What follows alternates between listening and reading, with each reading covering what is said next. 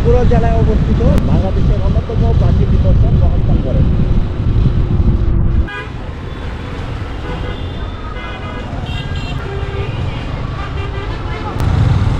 এই জায়গাটা হচ্ছে বগুড়া জেলার বিখ্যাত বিমান মোড় নামে পরিচিত। এই জায়গাটা সামনে 7 কিলোমিটার দূরে গেলেই বগুড়া মহাস্থানগড়।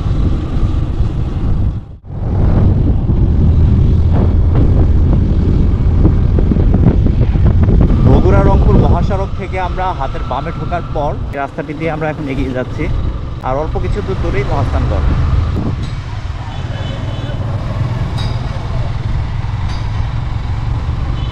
তুলনামূলক অনেকটাই ঠান্ডা,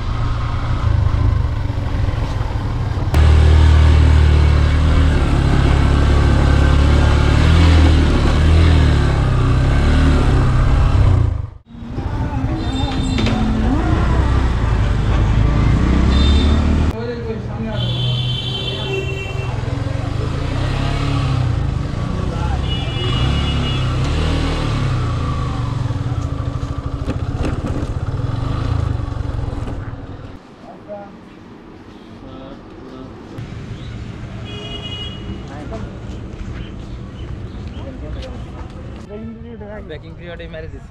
চলেন আমরা এই পাশ যাবো, সিঁড়ি পাবে উঠতে কেন। এটা হচ্ছে বেহুলা লক্ষিন্দরের বাসরঘর, ছবিও আছে একটা। ওনার ছবিতে যেটা দেখা গেছে সেটা হচ্ছে ওই চাঁদ সদাগর নামে একজন সদাগর ছিল, ওনার একজন ছেলে ছিল, নাম ছিল ওই যে বেহুলা লক্ষিন্দর আর কি। যেটা ওই লক্ষিন্দরের যে মানে তার বাসরঘরটা করা ছিল, উনি ওই যে হিন্দুদের একটা ছিল, দেবী ছিল নাম মনসা আর কি। ওনার ওই সে পূজা করতো না, চাঁদ সদাগর সবাইরে পূজা করতো, কিন্তু ওই মনসার পূজাটা করতো না, সাপের পূজাটা। তো পরে যার কারণে ওই মনসা অনেক ওনার প্রতি ক্ষুব্ধ ছিল, যার কারণে বলছে যে তোমার ছেলেকে আমি, তুমি যদি পূজা না দাও আমাকে, তা তোমার ছেলেকে আমি মানে দংশন করবো আর কি। পরে এই ভয়ে ওই যে যখন কাতারে মানে বিয়ে করা হয়, তখন ওরা বলছিল যে আমি তোমার ছেলেকে বাসর করে করবো। এছাড়াও অনেক সুযোগ নিচ্ছে, কিন্তু ওই যে পরে এই বাসরঘরটা যখন করে তখন একটা নাম ছিল বিশ্বকর্মা আর কি। উনি একজন কর্মকার ছিল হিন্দুদের মধ্যে, উনি এইটা বাসরঘরটা নির্মাণ করছে। কিন্তু যখন ওই কর্মকার যখন বাসরঘর নির্মাণ করে জায়গা, তখন ওই যে মনসা দেবী সামনে পড়ে আর কি। তখন উনি বলছে যে তুমি যে ইটা তৈরি করে আসছো, এখানে আমার একটা যাওয়ার পথ করে দিতে হবে, মানে একটা নিশ্চিদ্র ছোট একটা ছিদ্র যেখান দিয়ে মানে দেবী মনসা আর কি ওখানে পৌঁছাইতে পারে। তো তো এইভাবে ওই তখন আবার এই বিশ্বকর্মা আবার এই বাসর করে যায়, গিয়ে আবার একটা ছিদ্র করে দিয়ে আসে। ওই বাসর করেই তার ওই যে চাঁদ সদাগরের ছেলে যে ছিল বেহুলা লক্ষিন্দর, ওনাকে আর কি এই যে বাসর করে দংশন করে। এই হচ্ছে আর কি।